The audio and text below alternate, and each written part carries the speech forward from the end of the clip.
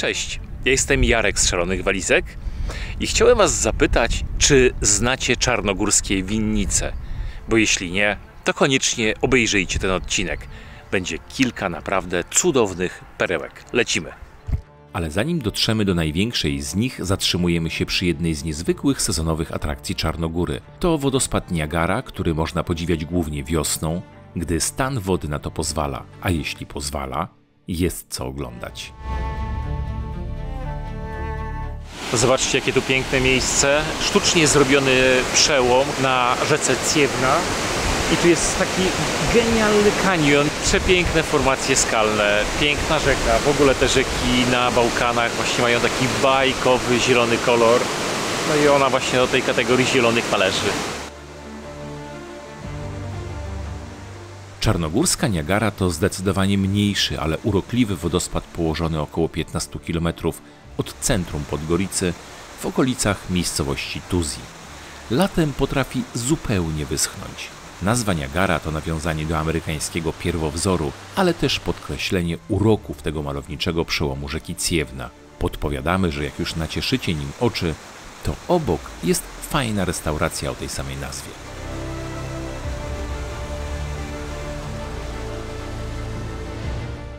Pędzimy do naszego pierwotnego celu przez gigantyczne winnice, które rozpoczynają w tym roku, 2025 roku, nieco opóźnioną wegetację. Po drodze mijamy też piękne gaje oliwne, które należą do tej samej winnicy. Jedziemy starym pasem startowym i mijamy zaparkowane na wieczny odpoczynek na lotnisku w Podgoricy samoloty jednej z czarnogórskich linii lotniczych, która nie wytrzymała okresu pandemii.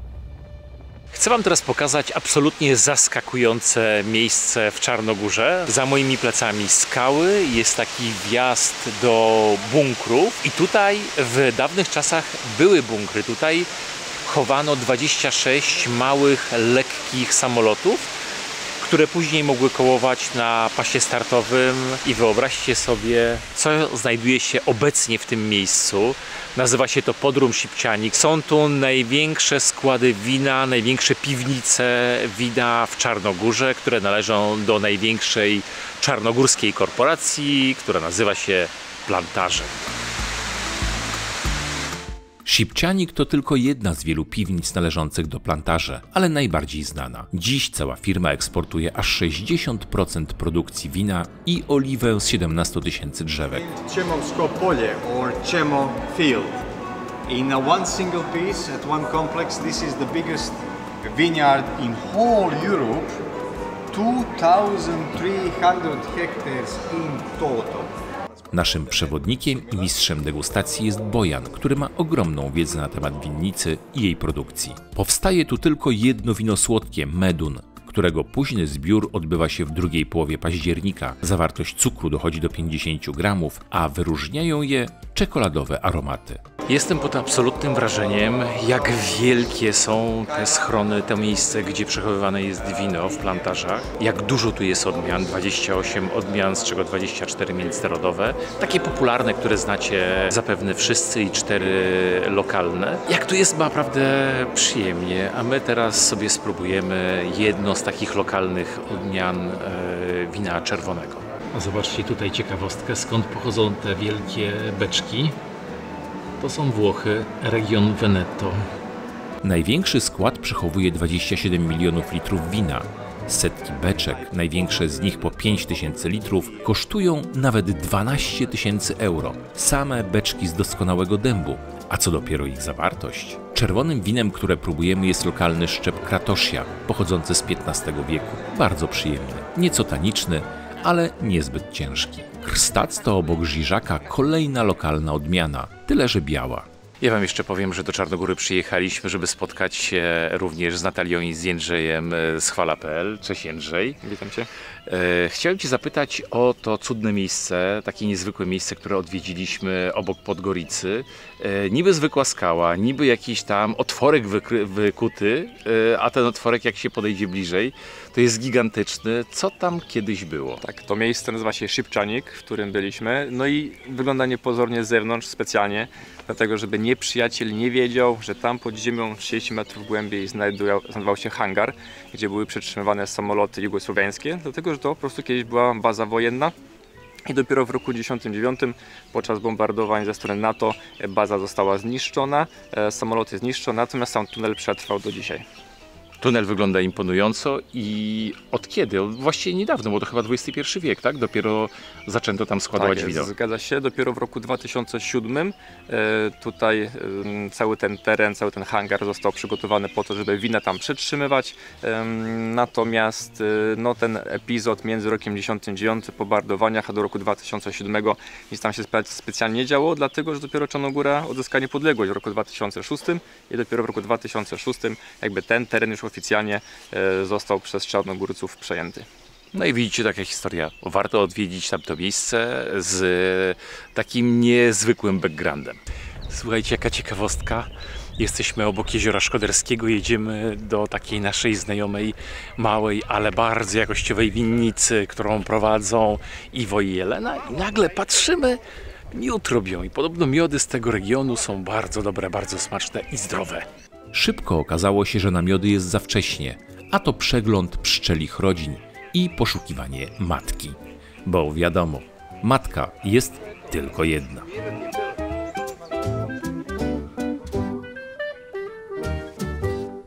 A kto pamięta nasze pierwsze odcinki z pierwszego pobytu w Czarnogórze, ten już wie, co to za miejsce. Winnica Winiaria Pejanowicz Mont. Piękne miejsce prowadzone przez Jelenę i Iwo.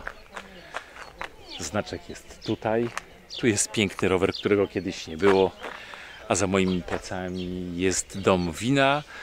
I są też pokoje, które wam kiedyś pokazywaliśmy. Tutaj się można zatrzymywać. I my właśnie przyjechaliśmy tutaj na nocleg. Takie było nasze marzenie, nie chcieliśmy się spieszyć, chcieliśmy właśnie na chwilę zostać, posiedzieć przy kolacji, pogadać z tymi ludźmi i nacieszyć oczy takim pięknym otoczeniem. Ta winnica, ona nie jest duża, dopiero winorośle startują, ale Winiaria Pejanowicz to nie jest tylko winnica, bo Jelena ma tutaj swój ogródek warzywny i to nie jest taki maleńki ogródek warzywny, tylko spójrzcie, tutaj szczypiorek, tego szczypiorku jest masę, tutaj sałata. Wiem, że Jelena uwielbia róże i te róże co roku się tutaj pojawiają, tam znowu widzę szczypiorek.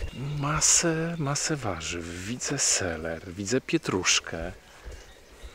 To jest takie prawdziwe, samowystarczalne gospodarstwo, w którym jest wszystko, jest dobrze, jest zdrowo, jest smacznie i te rzeczy, które oni tutaj przygotowują, są naprawdę pyszne. A ja teraz chwilkę pójdę z wami i pokażę tę winnicę, wspinam się. To są kaskady, to jest góra, więc tu co kawałek ta ziemia jest po prostu przygotowana, wybrana. No i co, dobrze mówiłem, że znajdę róże Jeleny, a za moimi plecami zobaczcie, jakie piękne drzewo figowe, bo to już nie drzewko, to jest drzewo wieloletnie. Ja nie ukrywam, że z zazdrością na nie patrzę, ponieważ my właśnie posadziliśmy figi. Czekamy na pierwsze owoce. Nasze figi przyjechały z Węgier, przezimowały, wytrzymały minus 15 stopni w Polsce, więc mam nadzieję, że będziemy mieli takie na przykład owoce jak ta tutaj. Historia winnicy Pejanowicz sięga 1912 roku. Obecnie zajmuje ona powierzchnię 25 arów, produkuje rocznie 2,5 tysiąca butelek wina.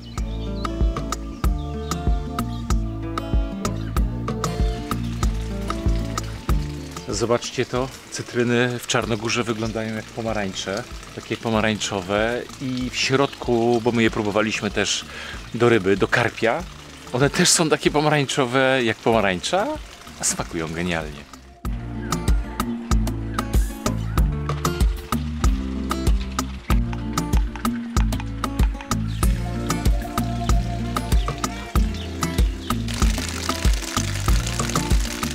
Ciekawostka u Iwo i Jeleny, jest takie drzewko kiwi.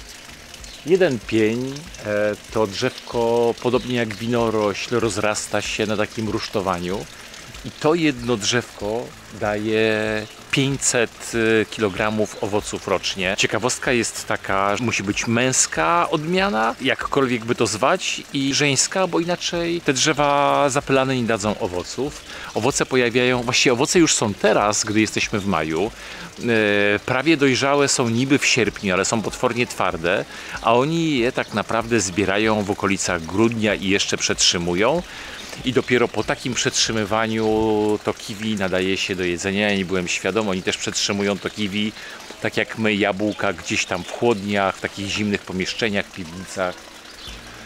Długo ten proces trwa, ale owoce daje genialne. Całość tego terenu na wzgórzu, które lepiej jest widoczne z lotu ptaka, należy do Iwo i Jeleny Pajanowicz. Ale jak dobrze się przyjrzymy, winnica powoli rozwija się na kolejnych kaskadach, których uprawianie nie jest prostą sprawą. Ale warto, bo to pięknie nachylone południowe zbocza, zasilane naturalnymi źródłami. Całość obsadzona jest jednym z najważniejszych na Bałkanach szczepów, czyli wranacem. Powstaje z nich Vranac Mont i Barrick Mont. Ten ostatni to wino, które dojrzewa 8 miesięcy w dębowych beczkach. Jeden z naszych znajomych sommelierów, który odwiedził tę winnicę, napisał nam, że jest to wino technicznie doskonałe i my w pełni zgadzamy się z tą opinią. Ale kolor piękny, jeju.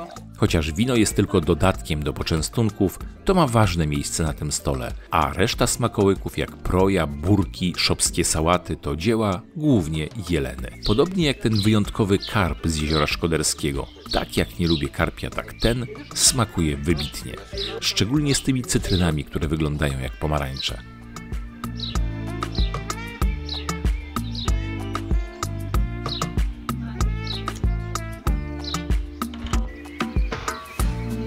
Dom wina to również apartamenty Mont, które znajdziecie także na Bookingu. Link w opisie. 5 osobnych apartamentów w prawie 200-letnim kamiennym domu.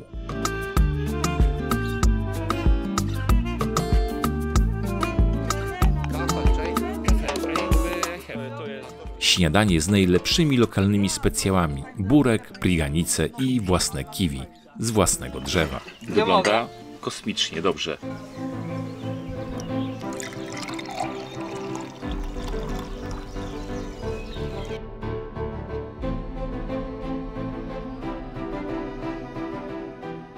Z nad Jeziora Szkoderskiego lecimy do Zatoki Kotorskiej, bo tam czeka na nas kolejna mała, ale klimatyczna winnica. To Savina w Herceg-Nowi, której siłą, oprócz świetnych win, jest wyjątkowa lokalizacja i wystrój tarasu z widokiem na Zatokę Kotorską. A tam jaka fajna, zobaczcie, taką...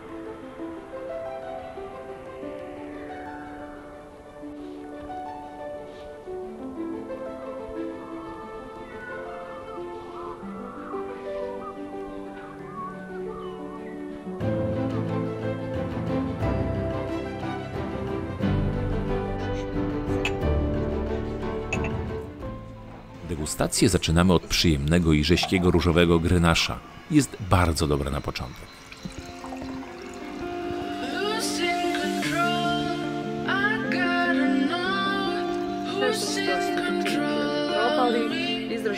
Później pojawia się popularne w Czarnogórze Chardonnay, które tu udaje się wyjątkowo dobrze. Wciąż nie jesteśmy wielkimi fanami tego szczepu, jednak gdy pojawia się butelka Chardonnay z Czarnogóry, zmieniamy zdanie.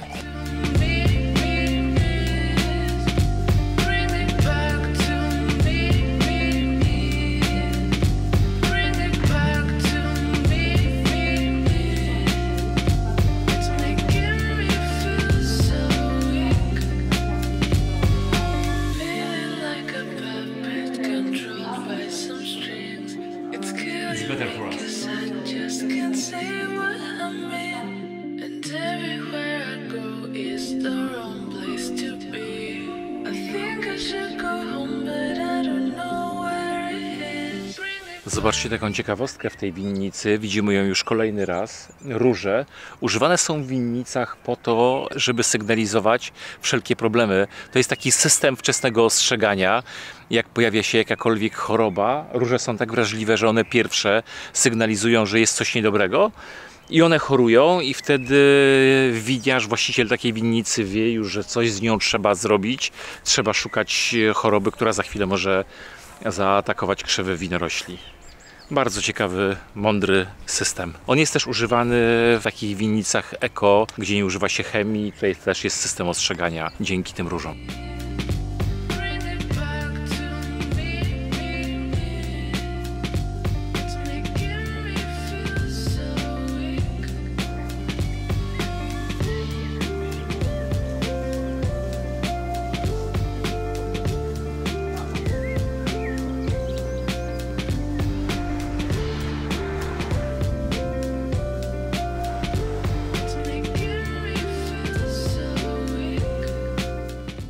Przenosimy się w jeszcze jedno niezwykle ciekawe miejsce już na wybrzeżu Adriatyku. Dotarliśmy do kolejnego gastromiejsca. Jest to winnica Blue Mediterranean, ale nie tylko winnica, bo oprócz tego właściciele tego domu produkują również klasyczny makaron wyrabiany na źdźbłach trawy, słomy.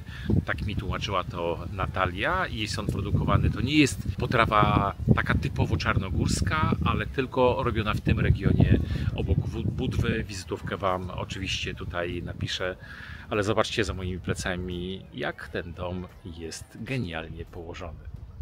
Taki widok.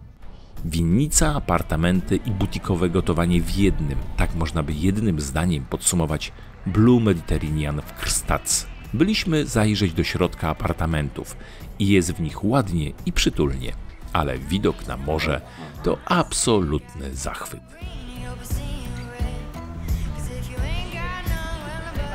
Do tego wyjątkowo sympatyczni właściciele, czyli Miszko i jego żona Jelena oraz mama, która przygotowuje rarytas, jakim są pasztrowskie makaruli.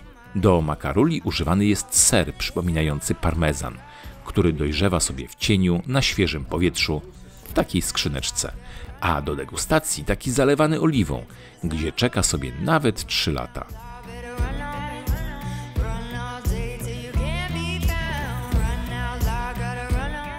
O winach Miszko opowiemy Wam za chwilę, bo najpierw trzeba wspomnieć o jego rakii, między innymi tej cytrynowej, którą produkuje na bazie cytryn z własnego ogrodu.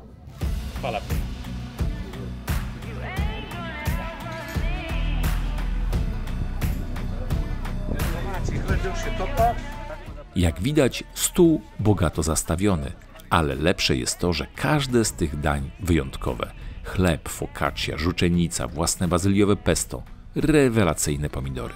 Pierwsze wino, jakie serwuje Miszko, to Chardonnay z regionu Pasztrowici, inne niż z nad Zatoki Kotorskiej, niemniej nadal przyjemne, rześkie, wytrawne, warte spróbowania. W międzyczasie jest też własna oliwa, bo innej tu być nie może. Później pojawiło się cuvée na bazie Merlot i Vranaca, różowe, tworzone metodą Saunier. Klucz tkwi w jak najkrótszym kontakcie moszczu ze skórkami podczas tworzenia wina. Świetnie pasowało do pasztrowskich makaruli. I na koniec obowiązkowy Vranac. Przyjemny, nieco mniej taniczny niż zdążyliśmy się przyzwyczaić, ale przypadł nam do gustu. Oj, jak pachnie, Boże. Teraz ja będę płakać. To jest po prostu czas, kiedy ja będę płakać.